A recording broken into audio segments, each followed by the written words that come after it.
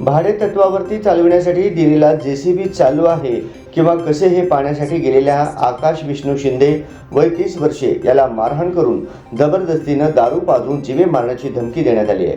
ही घटना सोमवारी 7 एप्रिल रोजी अक्कलकोट रस्त्यावरील इस्कॉन मंदिराजवळ दुपारी घडली। या प्रकरणी कल्लाप्पा वाघमोडे याच्यासह 6 जणांविरुद्ध MIDC पोलीस ठाण्यात गुन्हा दाखल करण्यात आला आहे।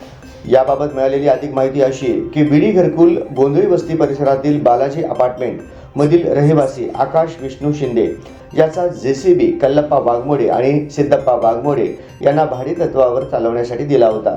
तो चालू आहे किंवा कसे हे पाहण्यासाठी गेलेल्या आकाश शिंदे यास तुला काय करायचे आहे, जेसीबी चालू असू नाही बंद असू दे असे बोलून कल्लाप्पा वाघमोडे यांनी मागून येऊन डोक्यावर लोखंडी पाईपने व सिद्धप्पा वाघमोडे यांनी बाजूला पडलेल्या प्लास्टिक पाईप उचलून फिर्यादीच्या डोक्यात मारून गळ्यात हात घालून जमिनीवर खाली पाडले।